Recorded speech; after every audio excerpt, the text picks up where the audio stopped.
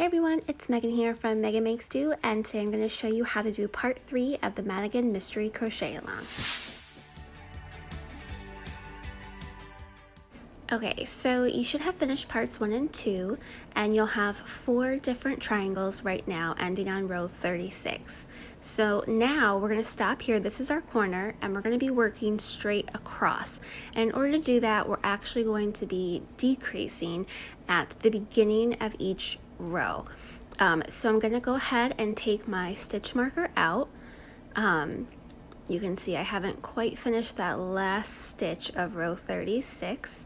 So we're going to go ahead, and what we're going to do is we're actually going to finish that last stitch. Okay, and we're going to be going straight across. I'm going to show you how to do that. So we finish our stitch, and then we're going to turn our work.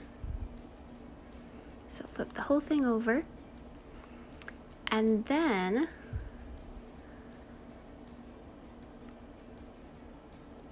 we're going to be working across this way, and instead of increasing this time, we're going to decrease, which looks like this. We're going to slip stitch across the top of those 3 double crochet stitches that we just made. So I like to attach my new yarn in this 3rd double crochet. I feel like it gives me a cleaner edge. So I'm going to go ahead and grab my next light colored yarn, since I just finished working 2 rows of dark, and I'm going to slip stitch with that new light colored yarn in that 3rd double crochet, and then slip stitch into the chain 3. Okay, and I'm going to pull my ends tight just to make sure it's secure. And as you can see, what that's going to do is my first stitch of the next row 37 is going to start right here. I'm going to be making that same decrease going all the way up. So again, just like our regular tiles, we're going to chain 3 and then work 3 double crochet into that chain 3 space. And this is the first tile of row 37. And then I'll slip stitch to the top of the next chain 3, and again chain 3, and work 3 double crochet into that chain 3 space. So we're still working our tiles just the same as we did before, but instead of starting our row with an increase, we start with what they consider a decrease in corner to corner. So you can see I've got this flat edge now. So that last stitch in row 36 is my corner. And now we're going to be working back up to kind of turn our triangle into a square. So I'm going to keep going down this row. Again, chain 3, work 3 double crochet into the chain 3 space. And we're going to do this all the way across.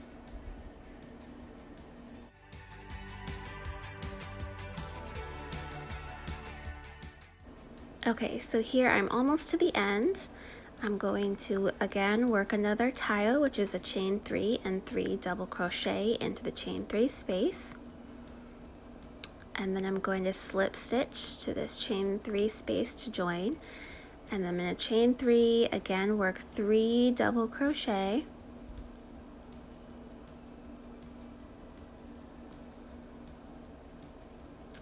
but this time I'm going to slip stitch into the chain 3 space, and I'm actually going to stop right there. So normally we would work our next tile, that was what we had been doing, into that last chain 3 space, but since that's my corner, I'm going to be working all the way across. So I'm going to stop there, turn my work, and then keeping with this same light color, I'm going to start my decrease, which is to slip stitch 3 across, and again I'm going to change my yarn in that last double crochet. So I'm going to change to a dark color there, and then again slip stitch my last slip stitch into the chain 3 space.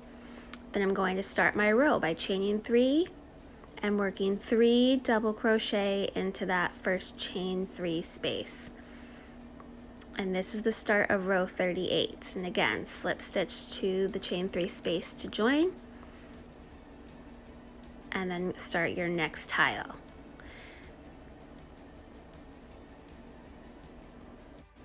And what you'll start to notice is starting with row 37, you're actually going to be decreasing the number of tiles by 1 each row.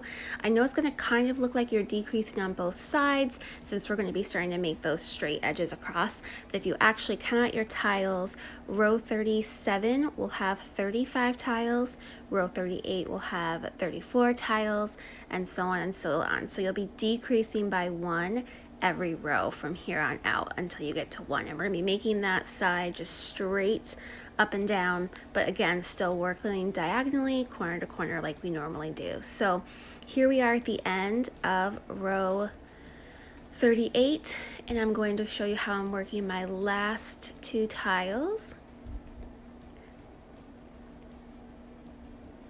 So we're going to slip stitch to that chain 3 space, and then this will be our last tile. And again, I'm stopping right there after this one instead of working a tile in that very top chain 3 space. So slip stitch to the last chain 3 space, and then we're going to turn our work. So you can see we're going to be making this edge just straight across. And again, we turn and we start our slip stitch across.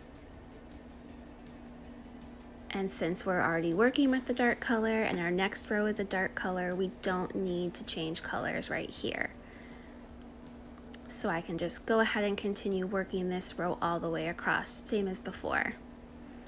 So we'll continue on. We'll always work a decrease at the beginning, and we will always stop at the end right next to that last stitch that we made. So you'll start seeing your ends come together. So you can see here, here's one that I've already finished, and you can see that I've got my corner stitch here, and I'm going straight across. So that's what we're working on now. We're going to start making those edges come straight across.